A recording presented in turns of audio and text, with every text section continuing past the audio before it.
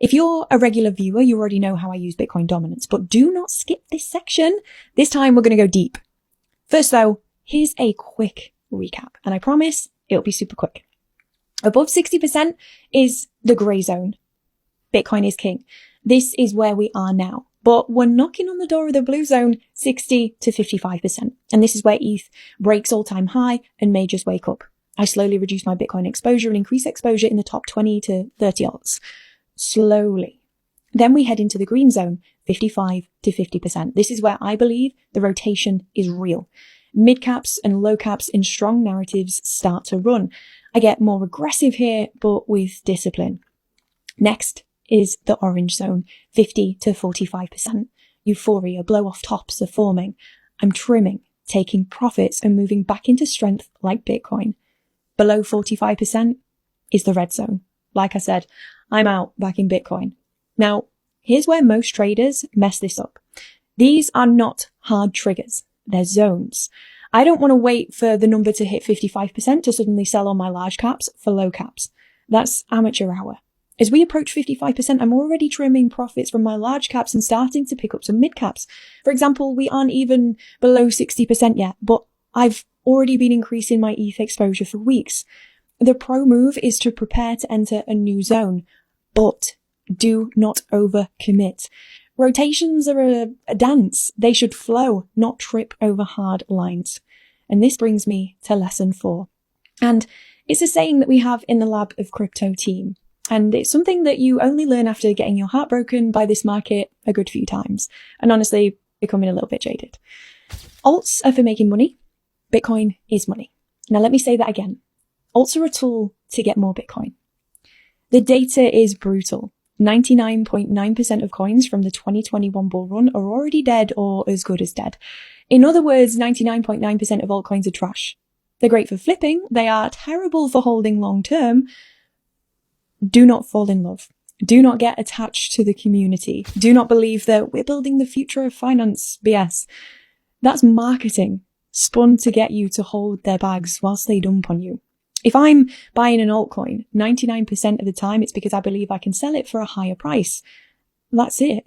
Full stop. Do not marry your bags. I'm flipping alts into Bitcoin, not into a portfolio of dead coins that I'll never sell. You can love the story, but marry the profits, not the project. And don't get mad at me, please. I'm not talking about your alts. Maybe yours is a 0.1%er. You know what, actually, this might be fun. Tell me which one you truly believe in the comments below is in that 0.1%er. I'm curious. Okay. Lesson 4 was a little bit depressing, so I'm going to lighten things up. 0.1% of alts still stand a chance. But how do you find them in a world with 10 million tokens and zero clarity? Lesson 5. Pick narratives, not coins. Look for the story first. Ask yourself, where is the world going? Where is the institutional money flowing? AI is an obvious narrative. It's not going away. RWA is another, real-world assets.